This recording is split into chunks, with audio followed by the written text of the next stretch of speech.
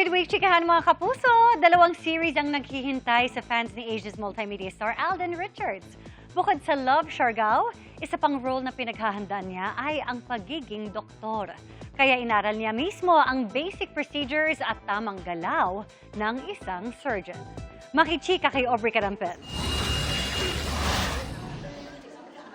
Bilang paghahanda para sa kanyang pagganap bilang doktor sa upcoming GMA Prime series na Code Gray, sumailalim sa immersion si Alden Richards sa ospital ng Maynila Medical Center. Kasama ni Alden ang co-stars na sina Andrea Torres, Shuvi Etrata, Faith De Silva, Christopher Martin at Christopher De Leon. Para mas magampanan ng mabuti ang role bilang si Dr. Grayson Lazaro, siniguro ni Alden na matutunan ang mga basic procedures at tamang galaw ng isang surgeon. Kasama na ang tamang pagsuot ng surgical gloves at gown. Tinuruan din sila ng pag-suture o pagtahi ng sugat at sumailalim din sila sa basic life support training. Yung proper counting, yung tamang position, etc. And also, natutunan ko din dito yung mga iba-ibang klaseng stitches when it comes to surgery.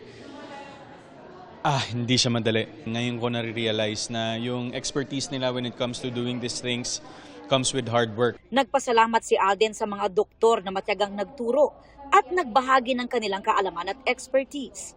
Dagdag pa niya, paraan din ng proyektong ito para bigyang pugay ang mga medical practitioner. It's a way of honoring them as well na itong project na to mabigyang highlight naman yung mga doktor at yung mga medical practitioners natin na nagliligtas ng buhay araw-araw.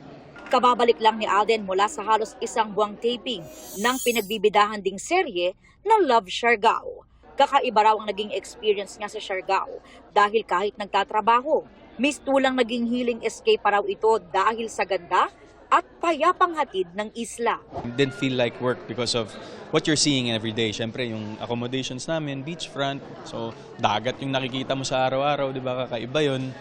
So, really more of parang rediscovering different aspects of myself and somehow healing na rin at the same time. Aubrey Carampel, updated sa Showbiz Happening.